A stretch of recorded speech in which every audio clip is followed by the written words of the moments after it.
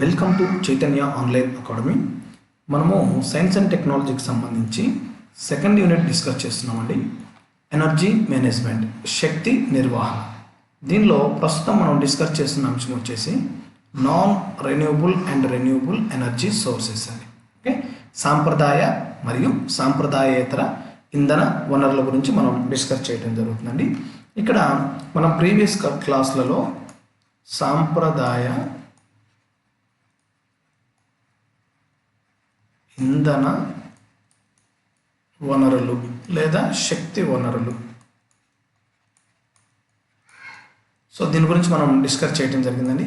ఇప్పటి వరకు మనము బొగ్గు కంప్లీట్ చేసామండి, కంప్లీట్ చేయడం జరిగింది. తర్వాత పెట్రోలియం, ఇది కూడా కంప్లీట్ చేసామండి. తర్వాత సహజ వాయువు,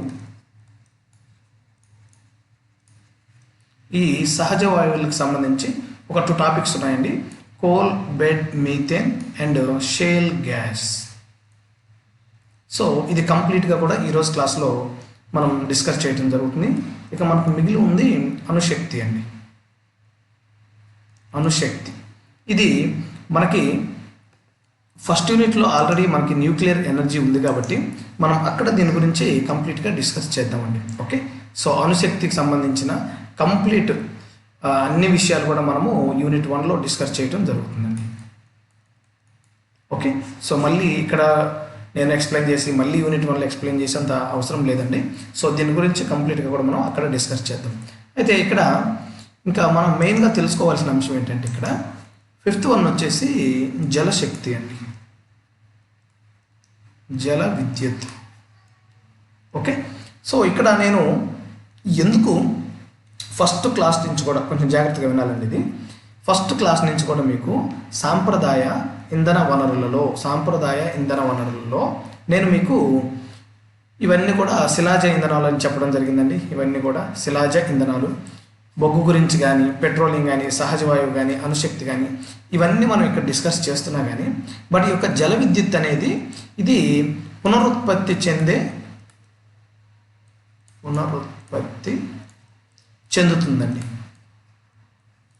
చెందుతుంది. రిమైనింగ్ ఈ 4 కూడా వినియోగించే కొద్దీ వనరులు తగ్గిపోతాయండి.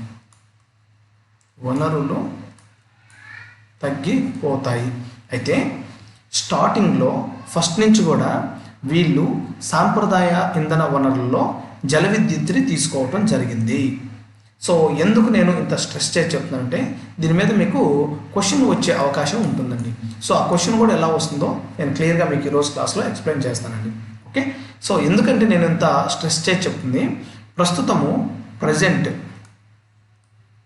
ప్రజెంట్ అనేది ఈ జల విద్యుత్ అనేది 2019 నుంచి ఇది సాంప్రదాయేతర ఇంధన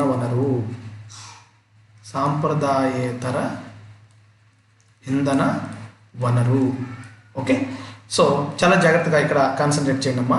2019 ముందు వరకు కూడా ఈ ఇయర్ మీద మనకి క్వశ్చన్ వచ్చే అవకాశం ఉంటుందండి. ఓకే, సో 2019 నుంచి కూడా జల విద్యుత్తు మనకి దేని కిందకు వస్తుందమ్మా? సాంప్రదాయేతర ఇంధన వనరు. అది మనకి నూతన జల విధానం ద్వారా ఇది తీసుకొని రావటం జరిగింది. నూతన జల విధానం. ఓకే, సో నేను ఒకసారి మళ్ళీ దీని గురించి క్లారిటీగా చెప్తానండి, జాగ్రత్తగా నోట్ చేసుకోండి. మనకి సాంప్రదాయ ఇంధన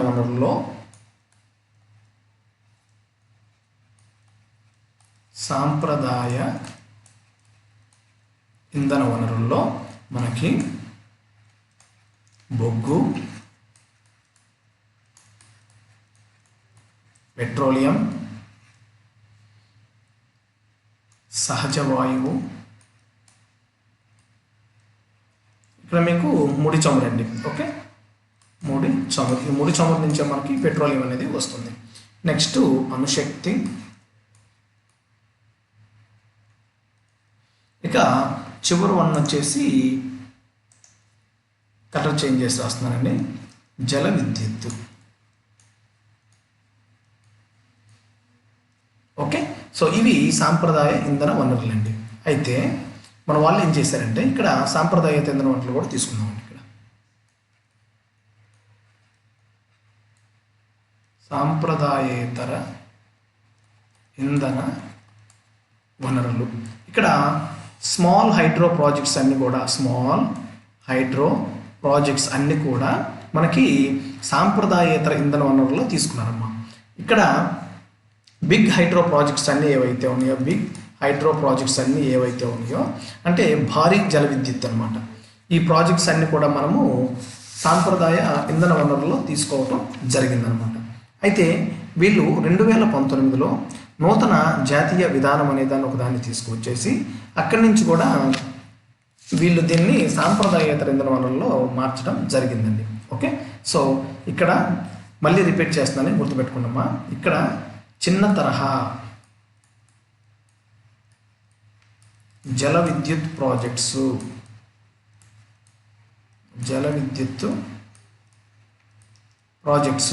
ఇవన్నీ కూడా సాంప్రదాయేతర ఇంధన వనరుల కింద ఉన్నది. ఓకే, అయితే 2019 నుంచి జాగ్రత్తగా గమనించిందమ్మా.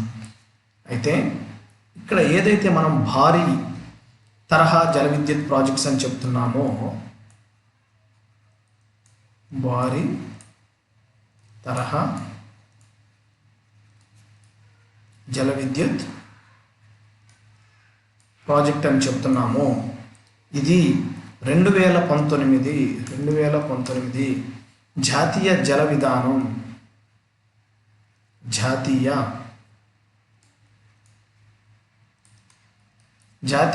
విధానం ద్వారా దీనిని సాంప్రదాయేతర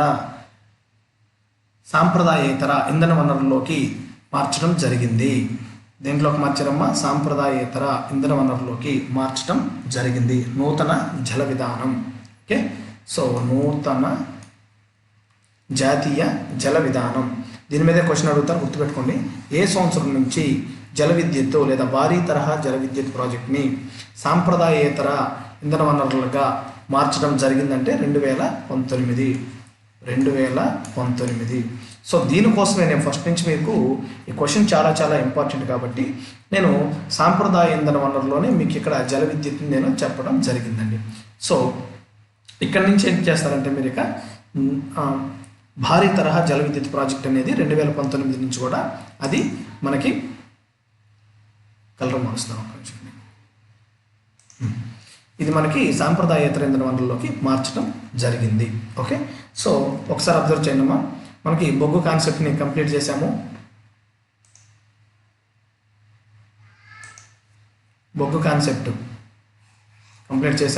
పెట్రోలియం కంప్లీట్ చేసాము, సహజ వాయువు ఈ రోజుతో కంప్లీట్ అవుతుంది. అణుశక్తి వచ్చేసి మనం యూనిట్ 1లో ఆల్రెడీ ఒక టాపిక్కే ఉంది కాబట్టి మనం అక్కడ డిస్కస్ చేద్దాము. ఓకే, సో ఇక జల విద్యుత్ అనేది మనం ఎక్కడ డిస్కస్ చేస్తున్నాము? ఇక నెక్స్ట్ క్లాస్ నుంచి సాంప్రదాయేతర ఇంధన వనరుల్లో మనము జల విద్యుత్ గురించి డిస్కస్ చేస్తాము. ఇక్కడ మనము జల విద్యుత్ని డిస్కస్ చేయటం జరుగుతుంది. ఈ పాయింట్ మాత్రం ప్రతి ఒక్కరు కూడా గుర్తుపెట్టుకోండి. Okay, right. ఇక ఈరోజు మన కాన్సెప్ట్ వచ్చేసి షేల్ గ్యాస్.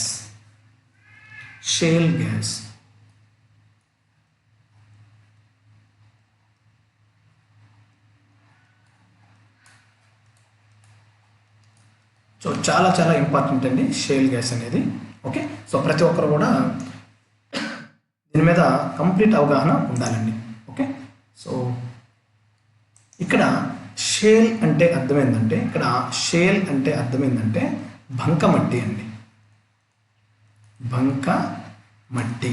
ఓకే, అంటే మట్టి పొరలలో నుంచి మనం ఈ యొక్క గ్యాస్ అనేది తీసుకోవటం జరుగుతుందండి. ఓకే, సో ఇది ఎలా ఉంటుంది, ఎలా చేస్తాము అనే కంప్లీట్ కాన్సెప్ట్ కూడా ఈరోజు మనము డిస్కస్ చేయడం జరుగుతుందండి. ఓకే, సో బేసిక్గా ఫస్ట్ మనం ఒక ఆర్డర్లో వెళ్తాం కాబట్టి ఇది ఏ రకానికి సంబంధించిన శిల అని అడిగితే గుర్తుపెట్టుకున్నామ్మా, ఇది అవక్షేప శిలల్లో మనకి దొరుకుతుందండి ఈ షేల్ గ్యాస్. ఓకే, సింపుల్గా చెప్పాలంటే మట్టి పొరల్లో ఉన్న ఆ గ్యాస్ని మనము తీసుకుంటామండి, shale gas. Okay, so already మనం ప్రీవియస్ క్లాస్లో కూడా డిస్కస్ చేయడం జరిగిందండి. షేల్ గ్యాస్ అంటే ఏమని చెప్పామండి మనం, సారీ, అవక్షేప శిల అంటే ఎవరైనా తెలియని వాళ్ళు ఉంటే మళ్ళీ ఒకసారి ఇక్కడ చెప్తాను చూడండి. అవక్షేప శిల అంటే ఇప్పుడు ఇక్కడ ఒక శిల ఉందమ్మా, ఇది ఒక శిల, ఇది ఒక శిల. ఓకే, దీని మీద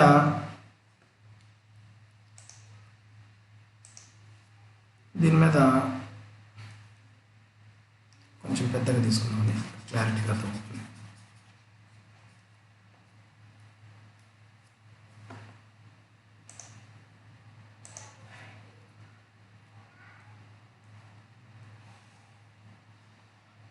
ఇది ఒక శిల అండి. ఈ శిల మీద పెద్ద పెద్ద చెట్లు ఉన్నాయి.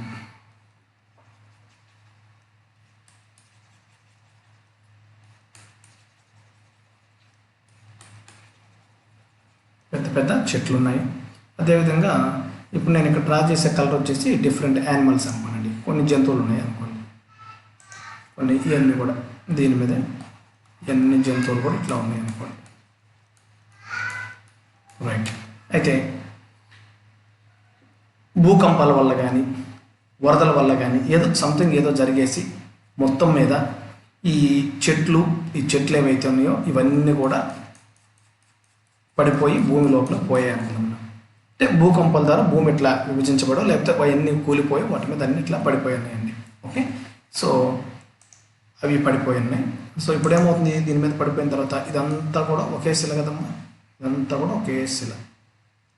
రైట్, అంతా కూడా ఒకటే శిల, ఇలా ఉంది శిల. అయితే గాలి ద్వారా కానీ, సపోజ్ నేను ఫస్ట్ గాలి ద్వారా తీసుకుంటున్నాను. గాలి ద్వారా ఏం జరిగిందంటే, ఈ గాలి ద్వారా ఇలా వచ్చి దీని మీద ఇలా కొన్ని రేణువులు ఇలా ఇలా ఇలా దీని మీద ఉండిపోయిందమ్మా గాలి ద్వారా. ఓకే, గాలి ద్వారా లేదా నీరు ద్వారా. ఈ నీరు ద్వారా కూడా వచ్చేసి దాని మీద గాలి ద్వారా కానీ నీరు ద్వారా కానీ ఏదైనా కానీ ఇంకొక కలర్ తీసుకుందాం.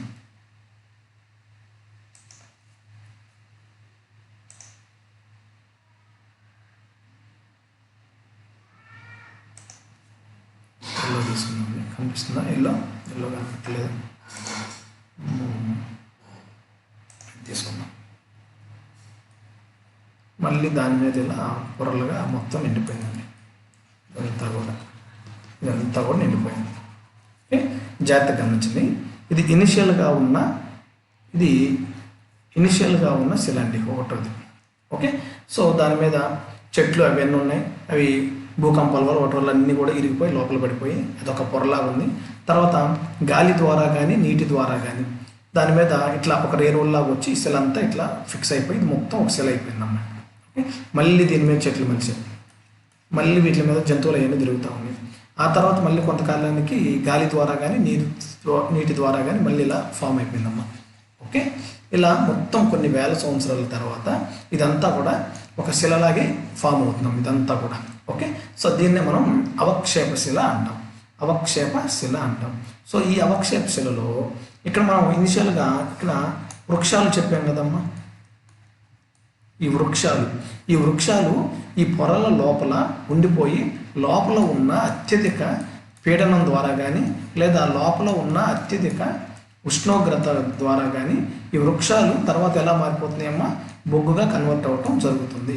అందుకే మనకి ఇనిషియల్గా బొగ్గుకి ఏ రకమైన శిల అని చెప్తామమ్మా, అవక్షేప శిల. సో ఈ షేల్ గ్యాస్ కూడా మనకి ఇప్పుడు ఈ పొరల్లాగా ఏదైతే నిండిపోయిందో ఈ భూమి పైన అనుకోండి, ఇది భూమి పైన. ఓకే, సో ఇదంతా కూడా మట్టి అనుకోండి, కింద ఉన్న భూమి పొరలు మట్టి అనుకోండి. రైట్, ఇలా చూడండి. ఈ మట్టి లోపల ఈ మట్టి లోపల ఉన్న వేరే కలర్ తీసుకుందామండి. ఈ మట్టి లోపల ఈ పొరల్లో ఇట్లా కొంత గ్యాస్ అనేది చిక్కుకొని ఉంటుందమ్మా, ఇలా అంతా కూడా గ్యాస్. సో ఇప్పుడు మనము దీనిని బయటికి తీయాలండి, ఈ గ్యాస్ని బయటికి తీయాలి. ఓకే, సో ఇది భూమి పైపొర, ఈ రెడ్ కలర్ అనేది భూమి పైపొర. ఇదంతా కూడా మట్టి అండి. మట్టి పొరలలో మనకి ఈ గ్యాస్ అనేది ఉంటుందండి. ఈ గ్యాస్ని మనం ఇప్పుడు బయటికి తీసుకోవాలి. Okay, right. సో మీకు ఇక్కడ అర్థం అవ్వాల్సింది ఏంటంటే ఫస్ట్ పాయింట్ వచ్చేసి షేల్ అనేది దాని అర్థం ఏంటంటే బంకమట్టి. ఇది ఏ రకమైన శిలకు సంబంధించిందండి? అవక్షేప శిల. రైట్. అయితే ఇప్పుడు మనం తెలుసుకోవాల్సిన అంశం ఏంటంటే ఈ అవక్షేప శిలల్లో ఇది మనకి ఈ అవక్షేప శిలల్లో 2500 మీటర్ల నుంచి మనకి 5000 మీటర్ల వరకు కూడా మనకి గ్యాస్ అనేది దొరుకుతుందండి. షేల్ గ్యాస్ అనేది మనకి దొరుకుతుంది. రైట్. అయితే భారతదేశంలో ఈ యొక్క నిల్వలు ఎక్కడెక్కడ ఉన్నాయనేది మనం ఫస్ట్ తెలుసుకోవాలండి. ఇండియాలో అంటే మన భారతదేశంలో మనం ఈరోజు కాన్సెప్ట్ వచ్చేసి నిల్వలు ఏ ప్రాంతంలో ఉన్నాయో మనం తెలుసుకోవాలి. తర్వాత సెకండ్ వన్ వచ్చేసి ప్రపంచవ్యాప్తంగా అంటే వరల్డ్లో నిల్వలు ఎక్కువ ఏ దేశంలో ఉన్నాయో మనం తెలుసుకోవాలి. అదేవిధంగా ఈ వరల్డ్లో జాగ్రత్తగా గమనించడం, ఇక్కడేమో నేను నిల్వ గురించి మాట్లాడుతున్నా, షేల్ గ్యాస్ నిల్వలు ఏ దేశంలో ఎక్కువ ఉన్నాయని. ఇక్కడ వచ్చేసి షేల్ గ్యాస్ ఉత్పత్తి గురించి నేను మాట్లాడుతున్నా, ఉత్పత్తి గురించి. ఓకే, సో షేల్ గ్యాస్ మీద కానీ మనకి బిట్గా వచ్చిందంటే ముఖ్యంగా మనం ఈ కాన్సెప్ట్లో నేర్చుకోవాల్సిన అంశం ఏంటంటే జాగ్రత్త చూడండి, మళ్ళీ ఒకసారి చెప్తాను. ఫస్ట్ మనకి భారత్లో నిల్వలు ఉన్న ప్రాంతాలు తెలుసుకోవాలి. రైట్. అదేవిధంగా అప్రాక్సిమేట్లీ మన దగ్గర ఇండియా మొత్తం మీద ఎంత నిల్వలు ఉన్నాయో మనం తెలుసుకోవాలి. ప్రాంతము తెలుసుకోవాలి. ఓవరాల్గా భారతదేశంలో ఎంత మేర మనకి ఇక్కడ వీటి నిల్వలు ఉన్నాయని తెలుసుకోవాలి. సేమ్ అదే టైంలో మనకి ప్రపంచంలో ఎక్కువ ఏ దేశంలో నిల్వలు ఉన్నాయో తెలుసుకోవాలి. ఈ షేల్ గ్యాస్ని ఎక్కువగా ఉత్పత్తి చేస్తున్న దేశం కూడా మనం తెలుసుకోవాలి. ఓకే, సో ఈ 4 పాయింట్స్ మీద కానీ మీకు అవగాహన ఉంటే ఖచ్చితంగా కూడా మీకు షేల్ గ్యాస్ మీద ఏ క్వశ్చన్ వచ్చినా కూడా మనం చేసే అవకాశం ఉంటుందండి. ఓకే, సో మనం ఫస్ట్ చూద్దామండి. ఇండియా వచ్చేసి మనకి వీటి నిల్వల పరంగా ప్రపంచంలో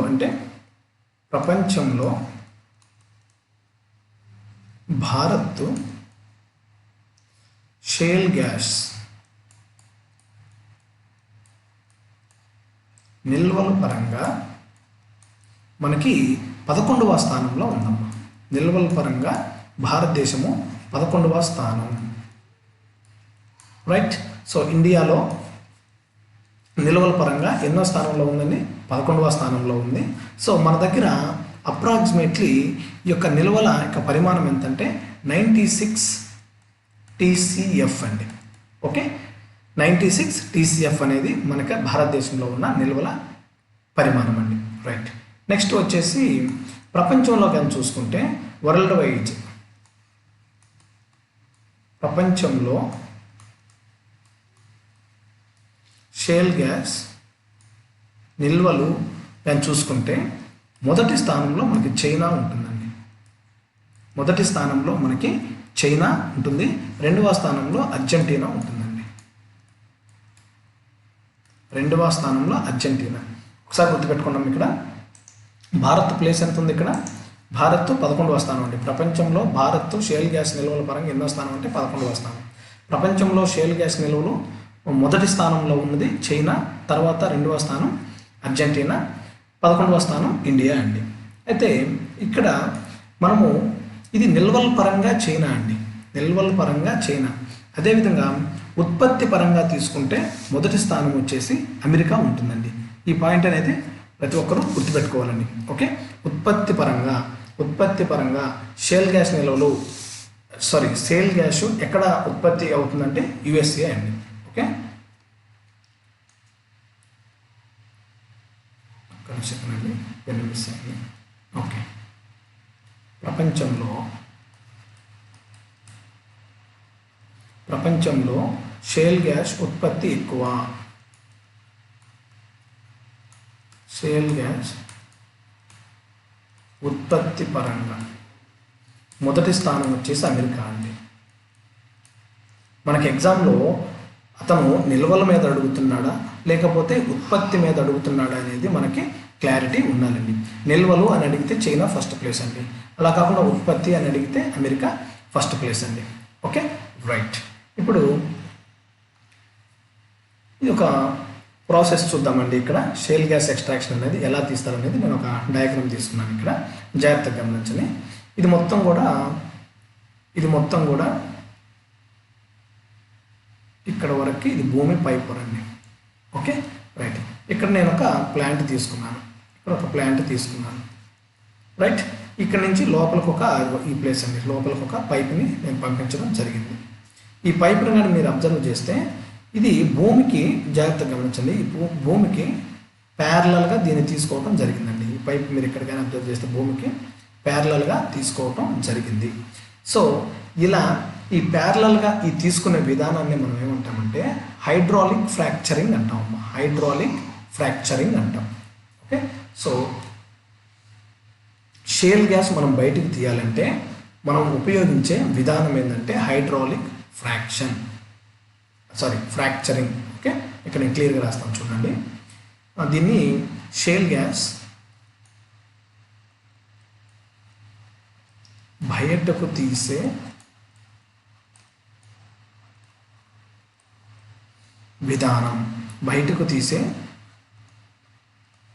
విధానము రెండు రకాలు ఉంటుందండి మనకి. రెండు రకాలు ఉంటాయి. వాటిల్లో ఒకటి హైడ్రాలిక్ ఫ్రాక్చరింగ్, ఇక్కడ రాస్తానండి, hydraulic fracturing.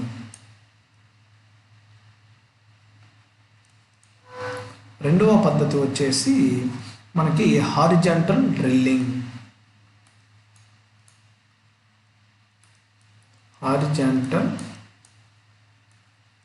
Drilling. Okay, so shale గ్యాస్ని మనము బయటకు తీసే పద్ధతి ఏం వాడతామని అంటే హైడ్రాలిక్ ఫ్రాక్చరింగ్, అదేవిధంగా హారిజాంటల్ డ్రిల్లింగ్. సో మీరు ఈ ఒక్కటి గుర్తుపెట్టుకోనండి, మీరు హైడ్రాలిక్ ఫ్రాక్చరింగ్ గుర్తుపెట్టుకోండి, ఎనఫ్ అండి. ఓకే, డ్రిల్లింగ్ కూడా అంత అవసరం లేదు మీకు, హైడ్రాలిక్ ఫ్రాక్చరింగ్ గుర్తుపెట్టుకోనండి. ఎందుకంటే ఎక్కువ కూడా షేల్ గ్యాస్ అనేది బయటకు తీసే క్రమంలో మన వాళ్ళు ఎక్కువ వాడేది హైడ్రాలిక్ ఫ్రాక్చరింగ్ అండి. ఓకే, సో ఇక్కడ ఒకసారి ఈ డయాగ్రామ్ మళ్ళీ ఎక్స్ప్లెయిన్ చేస్తాను చూడండి. మార్క్స్ అనేది తీసేద్దాం. Okay, right. ఈ షేల్ గ్యాస్ని ఎలా బయటకు తీస్తామంటే మనము జాగ్రత్త గుర్తుంచుకొని, నేను ఇక్కడ ఇంకొక చిన్న డయాగ్రామ్ డ్రా చేస్తాను చూడండి. ఇది భూమి పై పొర అనుకోండి, కలర్ చేంజ్ చేద్దాం.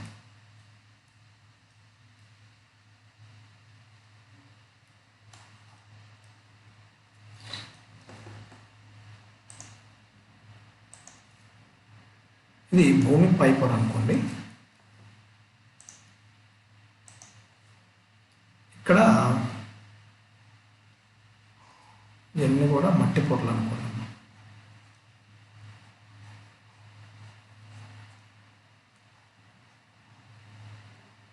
ఎంత కూడా మట్టి పొరలు అనుకోండి. ఓకే, సో దీంట్లో ఈ మట్టి పొరల్లో మనకి గ్యాస్ అనేది ఉంటుందమ్మా. ఇక్కడ ఇట్లా ఈ మట్టి పొరల్లో ఇప్పుడు నేను చెప్పే ఈ డాట్స్ ఏవైతే ఉన్నాయో ఇదంతా కూడా గ్యాస్ అండి.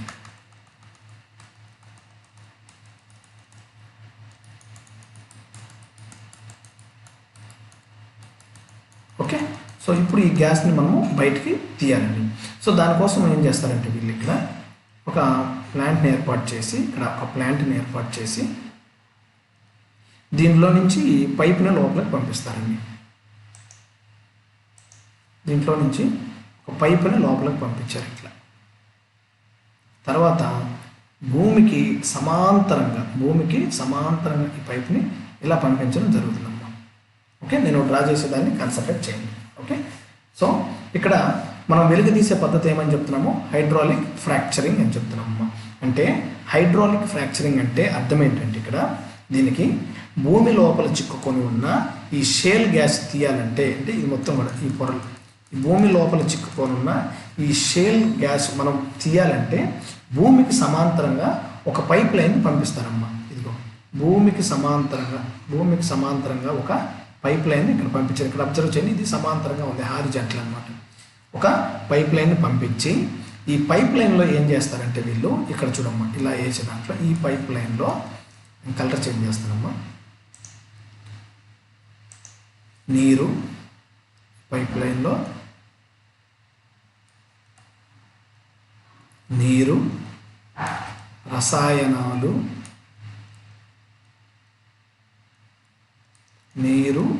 రసాయనాలు, అదేవిధంగా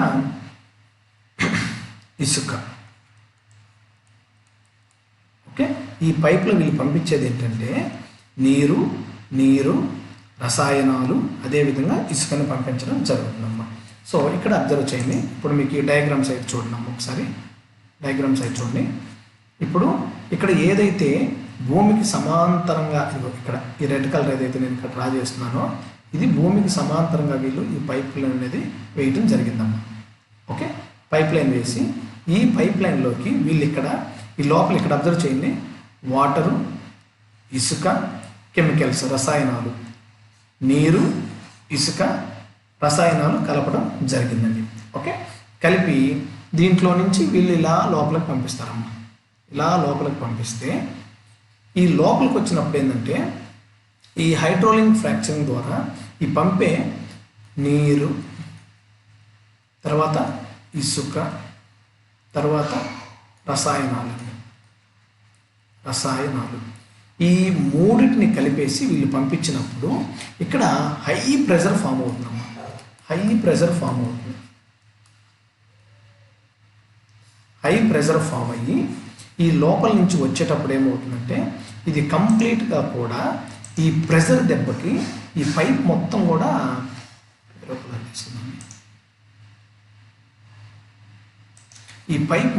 ఇలా మొత్తం బ్రేక్ అవుతుందమ్మా. ఇట్లా పైప్ మొత్తం కూడా ఇలా బ్రేక్ అయిపోతుంది. ఇక్కడ అబ్జర్వ్ చేయండి, ఇక్కడ చూడండి, ఇదిగో ఇప్పుడు వచ్చిన ఈ నీరు, ఇసుక, రసాయనాలు ఏవైతే ఉన్నాయో వాటి ప్రెషర్ వల్ల ఇది మొత్తం కూడా బ్రేక్ అయిందండి. ఇక్కడ చూడండి, ఇక్కడ ఒక బ్రేక్ వచ్చింది, ఇక్కడ ఒక బ్రేక్, ఇలా ఆ ప్రెషర్ దెబ్బకి కంప్లీట్గా కూడా బ్రేక్ అయ్యి ఇప్పుడు ఇక్కడ బ్రేక్ అయింది కదమ్మా. ఈ బ్రేక్లో నుంచి అంటే ఈ పగిలిపోయిన ప్లేస్ ఏదైతే ఉందో ఇక్కడ నుంచి ఈ ఉన్న షేల్ గ్యాస్ మొత్తాన్ని తీసుకొని ఇలా మనకి పైకి పంపించడం జరుగుతుందమ్మా. Okay, so very very important, shale గ్యాస్కి సంబంధించి ప్రతి ఒక్కరు కూడా తెలుసుకోవాలి. అయితే ఇక్కడ మనకి హైడ్రాలిక్ ఫ్రాక్చరింగ్లో పంపించే నీరు ఏదైతే ఉందో ఈ నీరు ఏదైతే ఉందో ఈ నీరు అనేది చిక్కగా చేసి పంపిస్తారండి. ఈ నీరుని చిక్కగా చేసి పంపించడం జరుగుతుందండి. సో ఇక్కడ రాస్తాను క్లియర్గా చూడండి. హైడ్రాలిక్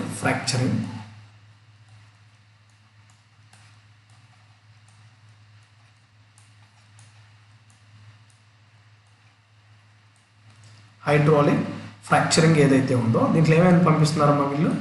నీరు, ఇసుక, రసాయనాలు పంపించడం జరుగుతుందమ్మా. అయితే ఈ నీరు అనేది ఇక్కడ మనకి చిక్కగా చేసి పంపిస్తారమ్మా. ఈ నీటిని వీళ్ళు చిక్కగా చేసి పంపించడం జరుగుతుందమ్మా. అయితే మనకి ఎగ్జామ్లో క్వశ్చన్ ఎలా అడుగుతారంటే హైడ్రాలిక్ ఫ్రాక్చరింగ్లో ఈ నీరు చిక్కగా మారడానికి వాడే ద్రవ పదార్థం ఏందని అడుగుతారండి. ఓకే, చిక్కగా మారడానికి వాడే పదార్థం ఏందని అడుగుతారండి. ఓకే, చిక్కగా మారడానికి వాడే పదార్థం ఏంటంటే అది చిక్కుడు గింజ పొడి అండి. వెరీ వెరీ ఇంపార్టెంట్, గుర్తుపెట్టుకోండి. చిక్కుడు గింజ పొడి, దీన్ని గోర్ గ్రామ్ అంటారండి. GUAR gram. ఓకే, సో ఈ చిక్కుడు గింజ పొడి ఏదైతే ఉందో ఈ చిక్కుడు గింజ పొడిని ఈ నీటితో కలపడం వల్ల ఈ నీరు అనేది చిక్కగా మారుతుంది. ఓకే, సో తర్వాత ఇసుక, తర్వాత రసాయనాలతోటి లోపలికి పంపించడం జరుగుతుందండి. ఇది మనకి షేల్ గ్యాస్కి సంబంధించిన వెలికి తీసే విధానం అండి. Okay, right. ఇప్పుడు మనము ఈ షేల్ గ్యాస్ని ఇండియాలో మొదటిసారిగా ఎక్కడ వీళ్ళు డ్రిల్లింగ్ చేయటం స్టార్ట్ అయిందో కూడా మనం తెలుసుకోవాలండి. ఇక్కడ రాస్తాం చూడండి. భారత్లో మొదటిసారిగా షేల్ గ్యాస్ డ్రిల్లింగ్ డ్రిల్లింగ్ని లేదా ఈ కార్యక్రమాన్ని నిర్వహించింది ఎక్కడంటే గుర్తుంచుకోనండి, జంబూసర్, గుజరాత్లోని జంబూసర్, గుజరాత్లోని Jambusar. Very very very very important అండి. ఓకే, సో దీంట్లో ఉన్న భాగంగా షేల్ గ్యాస్ అండ్ ఆయిల్ పాలసీని కూడా వీళ్ళు రూపొందించడం జరిగిందండి. Shale gas and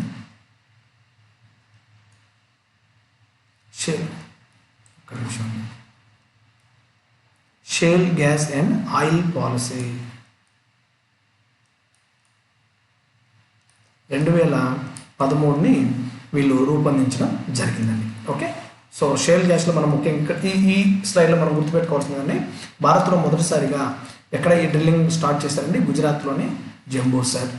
right, so hydraulic ఫ్రాక్చరింగ్లో వాడే నీరు ఎందుకు చిక్కగా అవుతుందంటే మనం ఏం యాడ్ చేస్తామండి, దానికి చిక్కుడు గింజ పొడిని యాడ్ చేస్తున్నాం. ఈ చిక్కుడు గింజ పొడి మనకి ఎక్కువగా ఎక్కడ దొరుకుతుందా అని అడిగే అవకాశం కూడా ఉంటుందండి, ఎగ్జామ్లో గుర్తుంచుకోండి. ఎక్కువగా లభించే రాష్ట్రం అంటే రాజస్థాన్. ఓకే, సో ఇప్పుడు మనము వీటి యొక్క నిల్వలు ఎక్కువగా ఎక్కడ ఉన్నాయో ఒకసారి చూద్దామండి. ఓకే, సో నిల్వలు, సో మ్యాప్ తీసుకుందామండి.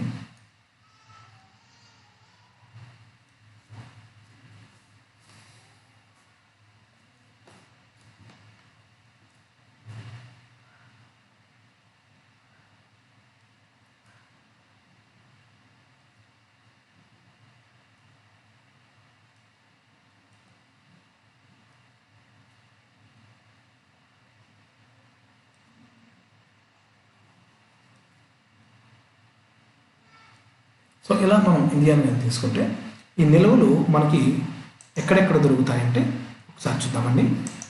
మనకి ఇక్కడ రాజస్థాన్,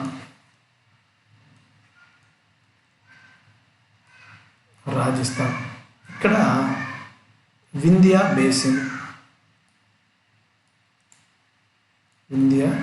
బేసిన్, తర్వాత మనకి గుజరాత్ ప్రాంతంలో కాంబే బేసిన్,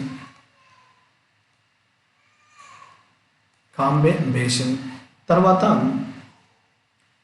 మనకి ఇక్కడ కావేరీ బేసిన్,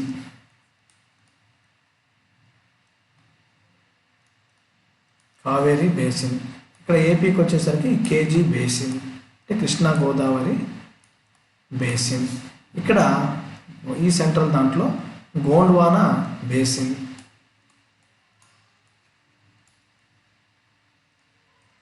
ఇక్కడ ఈ ప్రాంతంలో మనకి Assam Arakan basin,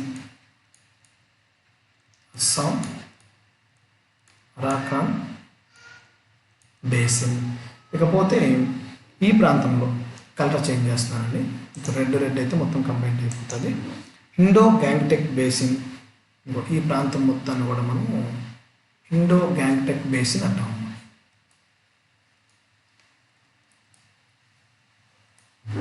Indo గ్యాంగ్టెక్ basin, ఇవి మనకి షేల్ గ్యాస్కి సంబంధించిన ఇంపార్టెంట్ అయిన అంశాలండి. ఓకే, నిల్వలు గుర్తుపెట్టుకోండమ్మా, ఈజీగానే గుర్తుంటాయి మీకు. ఇక్కడ రాజస్థాన్ నుంచి స్టార్ట్ చేయండి. Rajasthan, Vindhya basin, Cambay basin, Gondwana basin, Kaveri basin, KG basin, Assam Arakan basin, ఇక తర్వాత ఇండో గ్యాంగ్టక్ బేసిన్ అండి. ఓకే, సో ఇవి వీటికి సంబంధించిన షేల్ గ్యాస్కి సంబంధించిన ఇంపార్టెంట్ అయిన అంశాలండి. ఓకే, ఇప్పుడు నెక్స్ట్ కాన్సెప్ట్ వచ్చేసి coal bed methane. Okay, so ఒక్క నిమిషం అండి. ఇక్కడ నిల్వలతో పాటు మనం ఇక్కడ వీటిని ఈ షేల్ గ్యాస్ బయటకు తీసేటప్పుడు కొన్ని ప్రాబ్లమ్స్ కూడా ఉన్నాయండి. మనకి కలర్ చేంజ్ చేస్తానండి, కొన్ని ప్రాబ్లమ్స్ వస్తాయండి, అవి కూడా చూద్దాం. సో వీటి వల్ల వచ్చే అనర్థాలు ఏంటండి, ప్రాబ్లమ్స్ ఏంటి, అనర్థాలు మీకు ఈ పాటికి అర్థమై ఉండాలండి. మనం ఏం చెప్తున్నాం ఇక్కడ, భూమి పొరలలో చిక్కుకున్న, జాగ్రత్తగా గమనించండి, ఇక్కడ భూమి పొరలలో చిక్కుకున్న ఆ గ్యాస్ని మనము బయటకు తీస్తున్నామండి. అంటే దీని అర్థం ఏంటి? సపోజ్ ఇక్కడ ఇంకో ఈ ప్రాంతంలో కానీ బ్రేక్ అయింది అనుకున్నా, ఈ ప్రాంతంలో బ్రేక్ అయింది కంప్లీట్గా కూడా. ఇప్పుడు ఇక్కడ ఆల్రెడీ వాటర్ ఉందండి, ఇక్కడ ఈ ప్లేస్లో వాటర్ ఉంది. సో వచ్చే ఈ గ్యాస్ ఏదైతే ఉందో ఈ వాటర్తో మిక్స్ అవ్వడం వల్ల టోటల్గా జలం అనేది కలుషితం అవడం జరుగుతుందండి. ఓకే, వాటర్ అనేది కలుషితం అవుతుంది ఒకవేళ పొరపాటున ఆ పైప్స్ కానీ బ్రేక్ అయినాయి అంటే. ఎప్పుడైతే ఇక్కడ ఉన్న గ్యాస్ని వాటన్నిటిని తీస్తా ఉన్నామో ఆ పొరల మధ్య అనేది కొంచెం లూజ్ అనేది ఏర్పడుతుంది కాబట్టి ఇక్కడ భూకంపాలు వచ్చే ప్రమాదం కూడా మనకి ఉందండి. ఓకే, సో అనర్థాల్లో ఏముందండి, మనకి అక్కడ కానీ ఆ పైప్ కానీ బ్రేక్ అయితే మనకి నీరు అనేది కలుషితం అవుతుందమ్మా. నీరు కలుషితం అవుతుంది. అదేవిధంగా సెకండ్ వన్ ఏమవుతుంది, భూకంపాలు వచ్చే అవకాశం ఉంది. భూకంపాలు వస్తాయి. ఓకే, సో ఇది మీకు షేల్ గ్యాస్కి సంబంధించిన కంప్లీట్ ఇన్ఫర్మేషన్ అండి. Okay, next coal bed methane. Okay, so same ఇది కూడా అంతేనండి, యాజ్ ఇట్ ఈజ్ ఇది కూడా ఒక న్యాచురల్ గ్యాసే. కోల్ బెడ్ మీథేన్ కూడా మనకి ఇక్కడ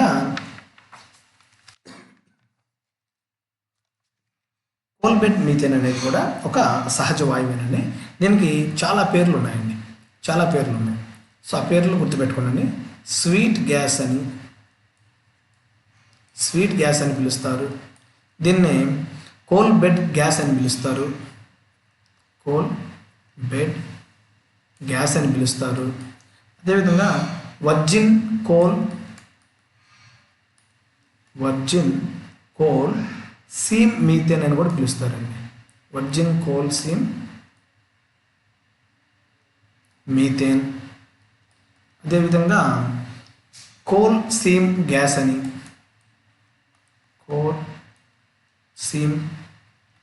అని, ఇట్లా చాలా రకాలైన పేర్లు దీనికి ఉండడం జరిగిందండి. సో దీంట్లో ముఖ్యంగా మీరు గుర్తుపెట్టుకోవాల్సింది ఈ రెండు పేర్లు గుర్తుపెట్టుకున్నామా. కోల్ బెడ్ మీథేన్కి స్వీట్ గ్యాస్ అనే పేరు కూడా ఉందండి, కోల్ బెడ్ మీథేన్.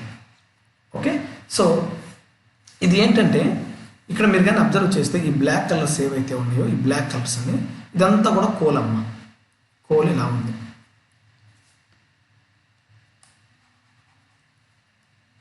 ఇక్కడ అబ్జర్వ్ చేయండి అమ్మా.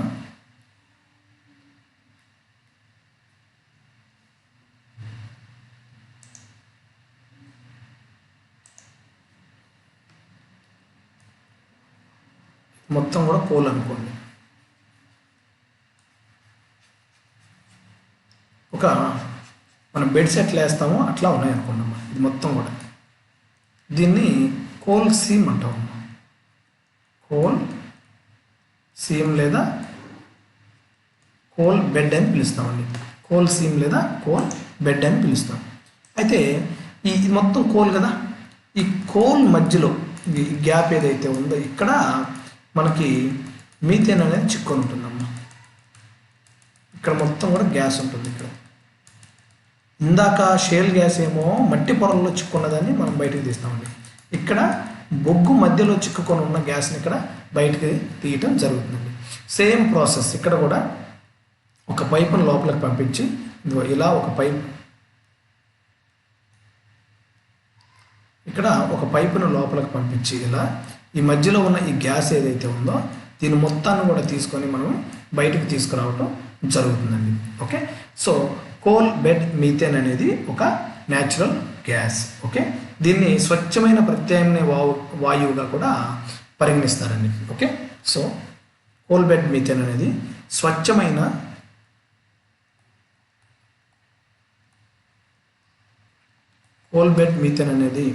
స్వచ్ఛమైన ప్రత్యామ్నాయ వాయువుగా ఉపయోగించడం జరుగుతుంది. ప్రత్యామ్నాయ వాయువుగా మనము తీసుకోవడం జరుగుతుందండి. ఓకే, సో ఆల్టర్నేటివ్ గ్యాస్ అనమాట ఇది. నెక్స్ట్ వచ్చేసి ఇది మన దేశంలో తక్కువ కానీ మన దేశంలో తక్కువగా ఉపయోగిస్తున్నాం కానీ అమెరికా, కెనడా, ఆస్ట్రేలియా లాంటి దేశాల్లో, అమెరికా, కెనడా, ఆస్ట్రేలియా లాంటి దేశాల్లో ప్రధాన ఇంధన వనరుగా ఇది ఉండటం జరుగుతుందండి. ప్రధాన ఇంధన వనరుగా వీళ్ళు ఏమి చేస్తున్నారమ్మా, కోల్ బెడ్ మీథేన్ని వీళ్ళు ఉపయోగించడం జరుగుతుందండి. ఓకే, సో నిల్వల పరంగా చూసుకుంటే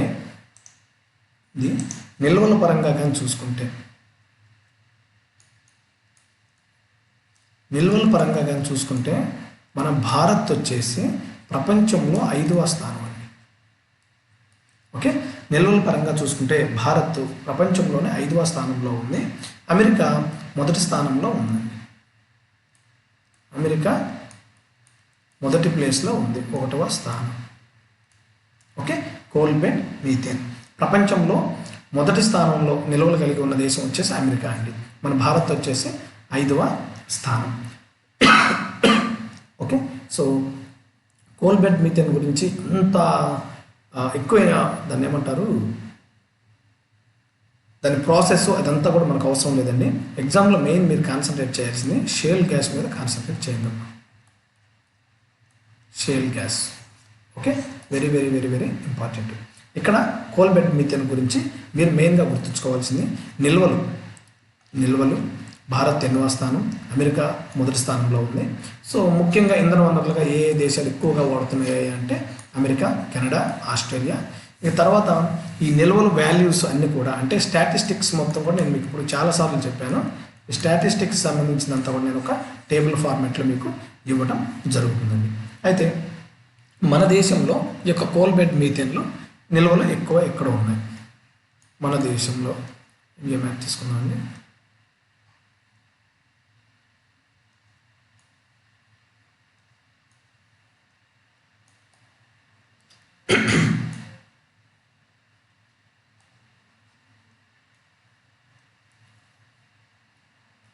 కోల్ బెడ్ మీథేన్ నిల్వలు కానీ మనం చూసుకుంటే ఇక్కడ ముఖ్యంగా మనకి జార్ఖండ్, ఇక్కడ చూసుకుంటే